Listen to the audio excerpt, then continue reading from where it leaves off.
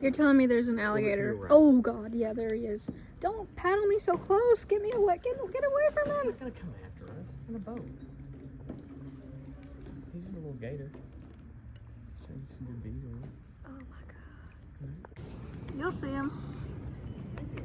Will I? Oh yeah. Suppose I will. Hello, fella. I can't see him. You'll see him in just a second. He's coming at you. Oh my goodness, he's like right under me. Or gonna be. Oh my gosh. Hey guys, hello Bella. I'm here with my boyfriend Daniel, and we are here to talk to you about our trip to Crystal River, Florida. We went to this area because I have been dreaming of swimming with manatees for the last year, ever since I saw it on TikTok. And so we booked a trip for 4 nights to stay in Crystal River. We stayed there, and then we also visited Silver Springs, Florida. We were able to take 2 different kayaking trips and a snorkeling trip. We saw over 40 manatees, and I'm so excited to tell you guys about it. Oh yeah, we had a fantastic time. I'm so glad that she did this. You know, this was her birthday trip. Her birthday was back in October, but we went ahead and booked it and did it for November because that's when the manatees actually come into, I should say, the springs. You know, during the warmer months in the summer, the manatees like to be out in the ocean because it feels good out there. The water's warm, but as it gets colder, the ocean cools down, but the springs stay a steady 72 degrees year round. Around November is a good time to start it. You want it to be getting cool. The weather needs to be cold because that's going to drive them out of the ocean into the springs. Yeah. And our guides, I think the week that we got there, they said, hey, they're really just kind of starting to come out this week. So we timed it very well. Mm-hmm. Not because we're super smart or anything. We just got a little bit lucky. Yeah, so the first place that we went was a kayaking trip in Hunter Springs. So it was weirdly like a 5-minute walk from our hotel. We stayed at the Crystal Manatee, and it was super cute, kind of like I would say it's kind of like a bed and breakfasty place. Yeah, a boutique hotel. Yeah, it was super fun. That place was walking distance to everything, so I highly recommend staying there. And we were able to walk from our hotel to Hunter Springs. And so we rented a kayak, and they were able to drop our kayaks off for us. So we just walked to Hunter Springs, put in our kayak, and just kind of immediately started seeing manatee, like as soon as we got out there. Yeah, honestly, they set you off into, there's like a launch point, and directly to the left, it doesn't go like out into anything bigger. It's literally right to the left, like maybe a couple of feet you go to the left. There is a spring over there, and as soon as we got over there, we started seeing manatees, 2 or 3, like immediately within minutes. Like under our kayak, they're coming up out of the water. Like it was so much fun. So we did the kayaking in Hunter Springs, and we actually wound up paddling out into Kings Bay. We didn't really know where we were going at the time. We just kind of paddled, and we wound up going to Buzzard Island. And we got to see, like, around the island, it's basically a little refuge for, like, birds and things like that. You're not allowed to walk on the island. But it was, I mean, overall, I think it was pretty neat to go paddle out there. The water didn't have a lot of visibility, though. Yeah, the springs areas are pretty clear. Generally, they're actually crystal clear. Literally, it's part of the name, Crystal Springs. They're crystal clear. But there was a storm. Maybe September, I September, think? Yeah, like a month or 2 ago. Really bad storm. Yeah, real bad. And they had some tornadoes, and they had all kinds of storming. It basically came through and destroyed a lot of the vegetation that's in the ocean there. So there's like the seagrass, I forget what they called it. Some kind of seagrass. What the manatees eat. What the manatees eat, but it also filters, it serves as like a filter to clean the water. And that storm came through and I guess uprooted it, killed all of the grass, and threw in a bunch of silt that kind of is preventing the grass from growing back. And so they're currently undergoing a restoration, but as part of that, the waters there are much less clear than normal, but in the springs, they're still kind of clear. You can still see pretty well, which is how we saw the manatees that we saw in that area. But out in Kings Bay, it was just black. The water was just black. I mean, you could see something directly under the surface. Like if you put your hand down, you'd be able to look at it, but you go down even like a foot, nothing. Not really great. Yeah, so there may have been manatees all around us in Kings Bay, but we didn't see them there. But we did get to see some pretty cool stuff. There's some islands out there, and it's just fun to kayak around in the Kings Bay area. And that's also a good way to get to the other springs Yeah, they said if you launch at Hunter Springs, you're a 30-minute paddle from the Three Sisters spring. And that one was closed while we were there. As part of the restoration. But they're actually opening up like next week, I think. So you're going to be able to go there, but you can't access it from land. You have to paddle in. So like if you swim there, you have to just stay in the water. You can't get out. So that was kind of interesting to me. I've never really known a place like that. Right? That you have to go by water. Yeah. We were really looking forward to that. It's kind of a bummer we didn't get to go. We still had a really good time. So I imagine if you were to go next week or sometime after that, when you can actually go to the Three Sister Springs, you're gonna have a blast. Yeah, that's what you see online a lot. You see that spring, but there's so many springs. There's like 70 different ones. So if you go and you can't access one, there's plenty of the other ones to choose from. Yep. And we even went to another place. So Crystal River has all those springs around it. We went to Silver Springs, Florida, and we did some kayaking there as well. And it's about an hour. Yeah, from about Crystal River. Yeah, right thereabouts.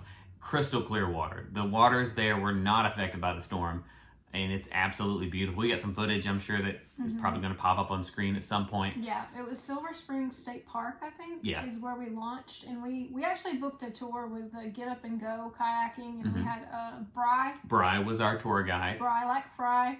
With a B, though. Yeah, Bri like Fry is what she told us. Yeah. But, and we were able to do that for like 2 hours, 2 or 3 hours. We got lucky. We were the only tour she had that day, so she wasn't in a time crunch, and everybody there was also kind of, willing to be flexible. So we maybe went a little bit longer than normal. There was no rush. It was great. And Bri was very knowledgeable. It was a clear kayak too. So oh yeah. Or was it a canoe or a kayak? I think it's a double kayak. It looks honestly. What's the difference between a double kayak and a canoe? I couldn't tell you. I don't know, size maybe. Maybe I don't know. Maybe someone can be in the comments and tell us how wrong we are. Knows. They're exactly the same thing. I'm gonna say it right now. Okay. They're the exact same thing. But yeah, it was one of whatever that is.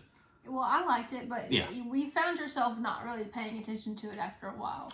Yeah, at first it's kind of cool. You paddle out and you can look straight down, and because the water is so clear, it takes on the color of whatever's underneath it. So there's parts where you're over seagrass and it's this beautiful like emerald green, and then there's parts where it's just like this deep blue, and so that is really cool. And like you find yourself kind of looking down to begin with, you're like, that is so awesome. I can see under me a little bit into it. I didn't even look under the kayak because you're looking around. Like this is what your mind's trained to do. You look around you. But everywhere we looked, there was manatees. All over the place. So many of them, and they were like interactive. Like you could tell that they wanted to be around people. They would rub themselves like up against the kayak. Yeah, they wanted to get near us. Now in the kayaks, you're not allowed to touch the manatees. Even if they come up to you, you're not supposed to reach out and touch them, because the idea is if they start to see boats as friends, as like a means of getting affection, they're kind of like dogs. They want to interact with us. Little puppies. And if they see boats as that, then they'll swim up to regular boats, which can then hit them with their propellers and damage them and hurt them. We saw several that had marks on them where they've been hit before. Yeah, they just got scars all over the place, and that can cause a lot of internal issues and can even kill them. So you aren't allowed to touch them through the boats, but kind of going back in time with our snorkel tour, which we did through Birds Underwater. And they were great. I really liked them. We had Kip and Anna. So Kip was the boat captain and Anna was our tour guide. She's the one that got out in the water and kind of showed us where to go. She was literally like, there's one, there's one. Like everywhere it was a manatee. And you didn't have to worry about swimming up to them because they swam up to you. Yeah, you're not allowed to go to them, but if they come to you and they touch you, you can kind of interact with them. Yeah, exactly. And so I got to essentially rub their bellies because at one point we were literally surrounded by them. It was kind of scary at first because you're they're just huge. Like, oh my god! Like if a shark came up to you like that, you'd be like hyperventilating. But they're just these big creatures, and they just kind of paddle along. And because of the visibility in Hunter Springs, going back to that springs, it was still kind of murky.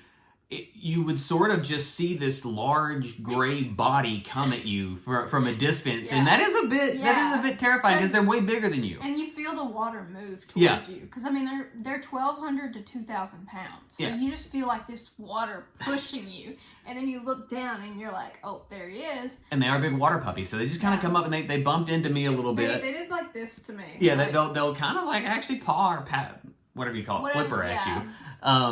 But yeah, so the one swam up to me in front of me and then just rolled over on its belly. Like, pet me. Yeah, and so I got to rub its belly. It was a really cool experience. Yeah, it was cute. Yeah, they're super friendly. I wish I had our underwater camera. I was kind of screwed up because I bought a camera and then we didn't use it. Bring it. It would have been hard though in Hunter Springs. It wasn't clear. The images you had to be really close, which we did get really close, so we could have got some good footage. In Crystal River, though, I was able to actually use my phone, and there's some footage that'll probably appear on screen here, that we were able to get some really, really good underwater footage of them, where there was, at points, like 3 or 4 of them just swimming around. There's even one of them, I forget the manatee's name now, that's kind of famous. It's one of the older ones that they've got. Is it like Minnie or something? Minnie or something. With an M. It's like 38. She's like 40 years she's almost old. 40 years old. She's got you can tell because she's the one that has like a little kind of chunk out of her tail from some boat damage. So she's seen some stuff. It seems that their natural lifespans, it's like 30-ish years if they're not in captivity. Yeah, and so she's kind of at the higher end. They generally would live longer, but we kill them with boats accidentally. So that's the reason their average lifespan is so low, because they die from boats and from other things. If they're kept in a safe space and they have food and everything they need, they can live for a very long time. I feel like some of them are going to have issues with food now after that storm. Yeah, that's really also sad. Yeah, which is why they're working so hard on the restoration down there. Mm-hmm. They're going in and they're sucking up all the silt and all the bad stuff that's preventing the vegetation from growing. Yeah, in restoration that they're going to have to do, which their whole town is tourism. Yeah, like their population's under 4,000 people. Oh yeah, so like it's tiny town. Like I think we walked the downtown in like 15 minutes, and then we're like, okay, that's it. It's small. That's the town. Yeah. It's not luxurious. It's small compared to where we're from, and we're from a tiny town. Yeah. So. If you think you're going to go there and do like a lot of things touristy, it's really just a water activity type of area. Mm-hmm. You're not going to have a lot of other things to do there. Well, I mean, but there are some. I mean, there's not nothing else to do. But the main thing is the water. You can eat. Yeah. There's a couple of restaurants. We did eat a lot there. Yeah, we had just a couple of shout outs to some of the ones that I really like. Cattle Dog Coffee Roasters was really good. They've got some, there's not a Starbucks in town, but honestly, that's better to me. Geyer's ice cream. Yeah, it's really good. A donut with ice cream on top of it. Yeah, it's called Geyer's ice cream, but their donuts, I think, are as big a part of their allure as the ice cream itself. They had homemade pumpkin ice cream the week that we were there. Yeah, and I had some coffee ice cream that was absolutely delicious. I really like coffee. Breakfast Station, which I guess is like a Florida thing. It's not anywhere near. Heard of it, but it was good. But I think it's like a Florida thing, and it was good. It's like a mimosa. Yes, it was like a blue curacao mimosa that was really fancy looking. I had some a skillet. Yeah, I had like a skillet. It was like a chorizo skillet that was really good. And then one that you might not think of, Thai food when you think of Florida, but they have a restaurant there in the Crystal River area called Typhoon, and it was so good. Going back to some coffee. of the better food that we had there. Yeah, their Thai coffee was delicious. Yeah. I basically just wanted to try coffee everywhere, and I did. So. Yeah, you were very hyped up for the entire trip. Yeah. I'm like, I think we need to rest. You're like, no, we're ready to go. Like, rest is for the week. You're on vacation. You got to do some stuff. Yeah, and then on the last day, you freak out because you're so tired. Well, I mean, sacrifices have to be made. Anything that surprised you about the trip? I would say, as far as, overall impressions, I was shocked by how clear the water is in Silver Springs. They talk about crystal clear water, and we've been to Aruba, we've been to Curacao, those places that have like that really crystal clear water.